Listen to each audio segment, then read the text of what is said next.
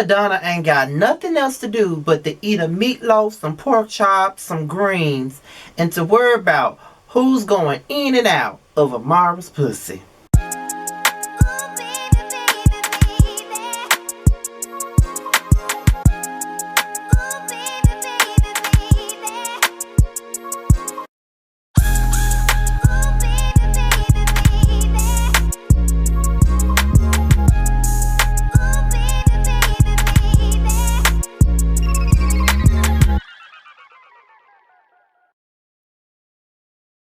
What's going on, you guys? It's your boy Scotty, and we're here for my review of Love and Hip Hop Miami Season 3 Reunion Part 1. Okay, so let's get on down with the get down. Now, the first thing we're going to talk about is the switching out of the host. Okay, number one, there's no more Nina Parker. Nina Parker has not hosted. This is the first reunion in a long time that Nina Parker has not hosted. So now we got Claudia Jordan hosting the reunion. I must say that she really wasn't that bad. I mean, she wasn't so sophisticated like Nina Parker. You know, she'll be like, we're not gonna go anywhere. Let's just move on. You know, all of that type of shit. She wasn't down with all that. Claudia Jordan is just as messy as the rest of us that watch this show and review this show. She's just like us. She want to get to the mess and get to the tea. So, you know, like, give her what she need. You know what I mean? Give her what the fuck she needs. She gonna give it to you. So, she really didn't bother me as a host. I really already had my nose turned up at the idea of her being a host.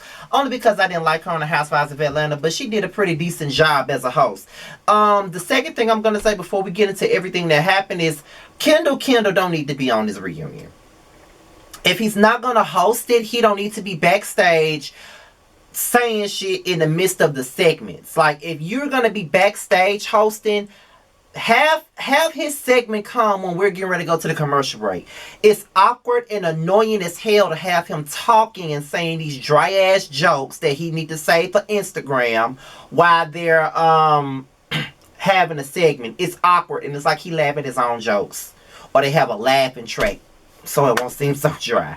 I don't know, but I wasn't feeling it, okay? I really wasn't. So let's get into it, shall we? Now, we're going to start off with Amara and MJ's relationship. Everybody got an opinion about their relationship. Everybody got something to say about everything that went down with their relationship. And at this point in time, Amara and MJ are not together, but they're still living in the same house, but they're not together. But MJ is still holding out hope that him and Amara can get back together.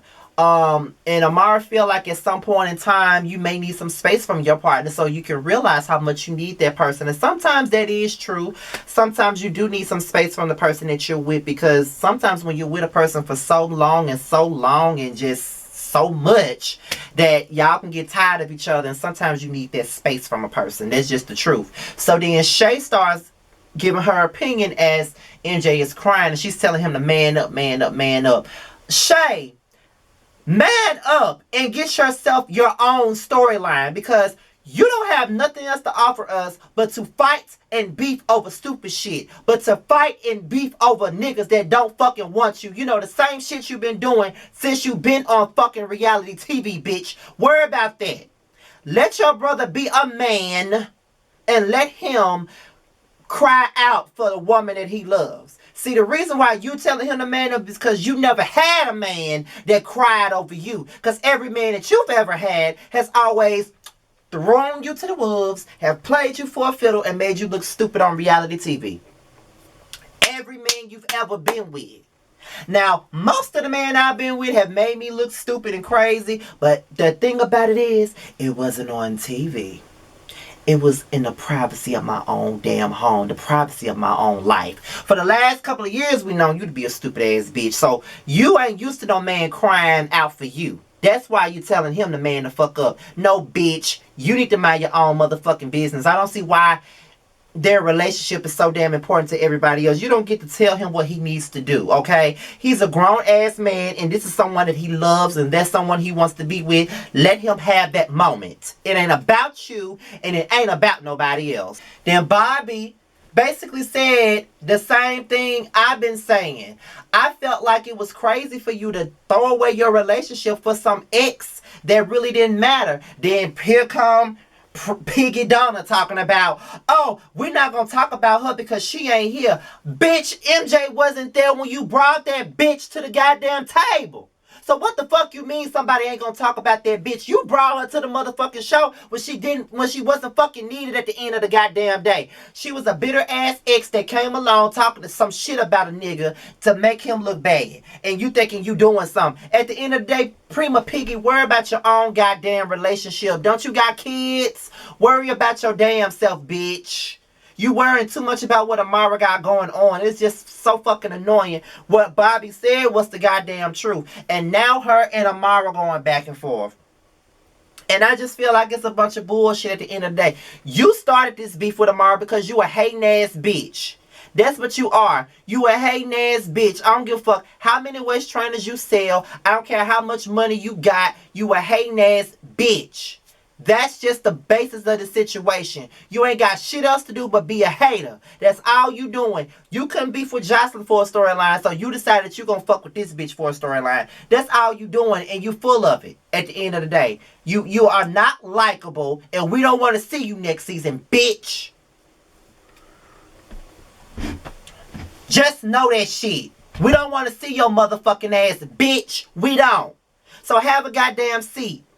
I'm over you. You're way too invested in something that ain't got nothing to do with you. I have never in my life seen somebody be this fucking invested in something that ain't got a goddamn thing to do with them. Worry about yourself. Worry about them waist trainers that ain't working. Worry about them damn seasoning sauce that ain't in nobody's goddamn stores, bitch. They ain't even in the fucking juke store. Shut the fuck up, bitch. Worry about yourself. Then we go backstage. And MJ...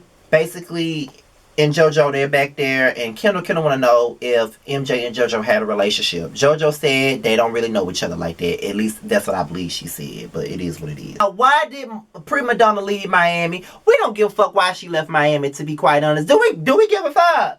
Do we give a fuck? I doubt that we give a fuck. We don't give a fuck, okay? We really don't give a fuck at all. Fuck Prima Donna. We don't give a fuck what the fuck that bitch had going on and why the fuck she left Miami. Wherever the fuck she went, she should stay where the fuck she was. But she claimed that she left Miami to live the good life. She left Miami to evolve and to elevate and to do this with her business and with her money and every goddamn thing else. Bitch, if you had so much money, you wouldn't be worried about another bitch. Pussy in her fucking relationship, bitch. Get a life of your motherfucking own, you weak ass bitch. That's what you need to do. I don't like you, bitch. Just know that. I don't like you. At all. Point blank, period. I don't like you. I just don't. Prima Donna in Miami tip up her ass. I don't know what makes Prima Donna so special for you to be up her ass, but you're up her ass, and it's okay. You're up her ass. And they had a conversation. They pretty much squashed their issues, whatever. And is she here to stay? She say she bi-coastal. Girl, bye. Fuck you and your diet. Because you pretty much said you said fuck your diet too. Honestly, that's what you said. But whatever, bitch. Now, is Julian a snake? Trina confronts Julian about everything that we pretty much talked about all season, like how he wasn't there when her mom passed, about the money, about the business, about every goddamn thing. And you know what I'm saying? Trick Daddy was basically saying that Julian is a goddamn liar. He's a liar. He said that everything that Trina said about him was the truth. And he even threatened to punch that nigga in the face. So I'm like, okay, Trick, now you already sick. You don't want to go out here punching people in their face now. I mean, you fall the fuck out. You don't want to do that. So go somewhere and sit down, Trick. You got enough going on. Go sit down. But I do believe that Julian is a slime ball. I seriously believe it. I do believe it. We're going to Jocelyn and Prima Donna's beef. And we really don't know where the beef's started from. We really don't know what happened with them. We don't know. All I know is that Prima Donna showed up alongside Gunplay on season, I think it was season 4. It was season 4 of Love and Hip Hop Atlanta. She showed up. And no, was it season? Yeah, it was season 4 of Love and Hip Hop Atlanta. She was there for like a handful of episodes maybe. And she was pretty much in a scene with Jocelyn. They were cool, but then during season 5, she came out with some shirts that said Cocaine on it. And Mimi had a shirt, KK had a shirt, Prima Donna had a shirt. To this day, we really don't know what the fuck happened between Jocelyn and Prima Donna. We don't know. I don't think we really give a fuck. But at the end of the day, she talking about Jocelyn wouldn't show up to no filming, to no scenes or anything like that. She did all of that and she ran away. I don't know why Jocelyn even came to Love and Hip Hop Miami. And I don't know why they promoted her the way that they did. And I'm guessing they promoted her like that so people could watch. But it was pretty clear that we didn't need Jocelyn at all. Because let's just be honest. This cast did a great job this season. Like, the additions were the shit. Hood Rat, Sukihana, and Chameleon alone was just everything. They carried the show in my eyes. Even Nikki Natural. It's the popular thing for us not to like her. And, you know, I don't like that bitch. She is a bit much. But however, she held her weight too. So you can't really knock them. And I just think that Jocelyn wasn't fucking needed. Honestly. So we don't know where the fuck she at. It is what it is.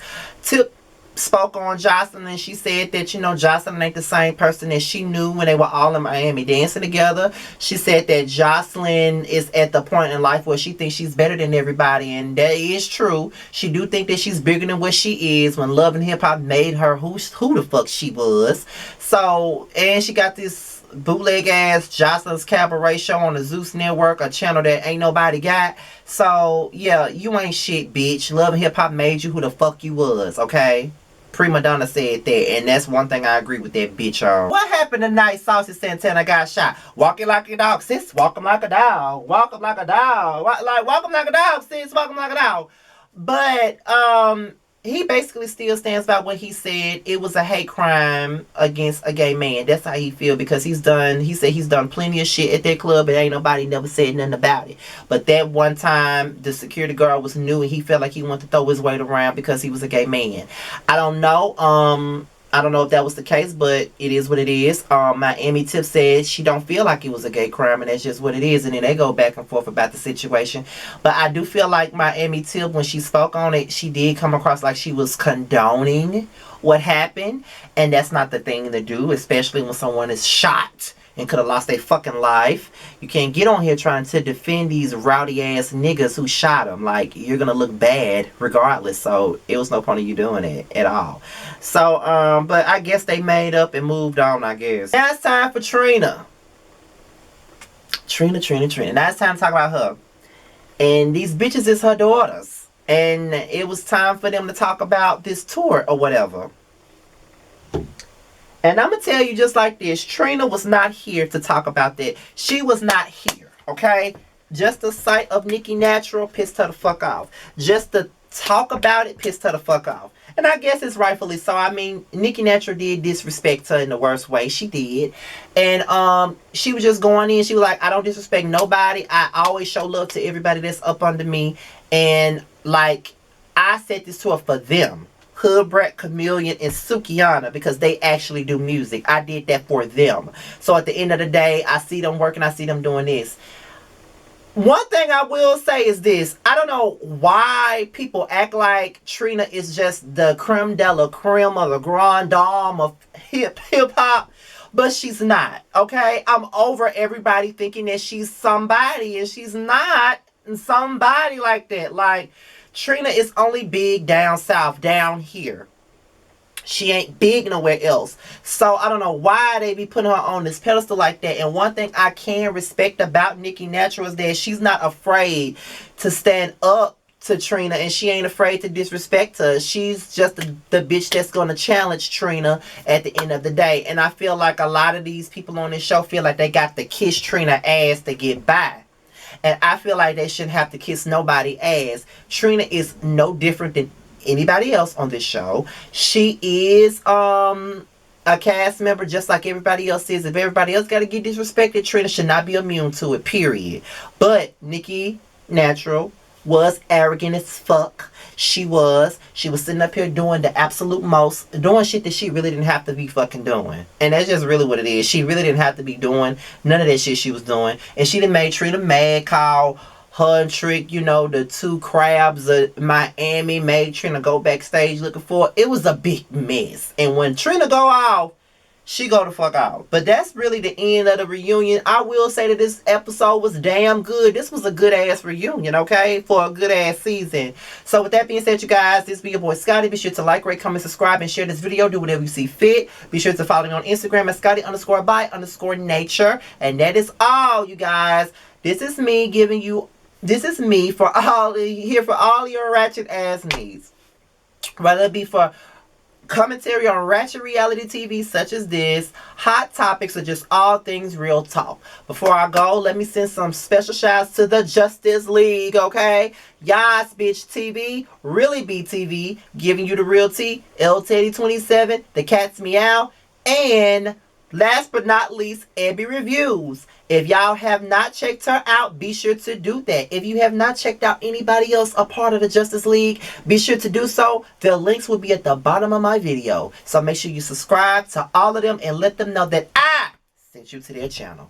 With that being said, you guys, I'm out of here till next video. I'll talk to you guys later. Peace.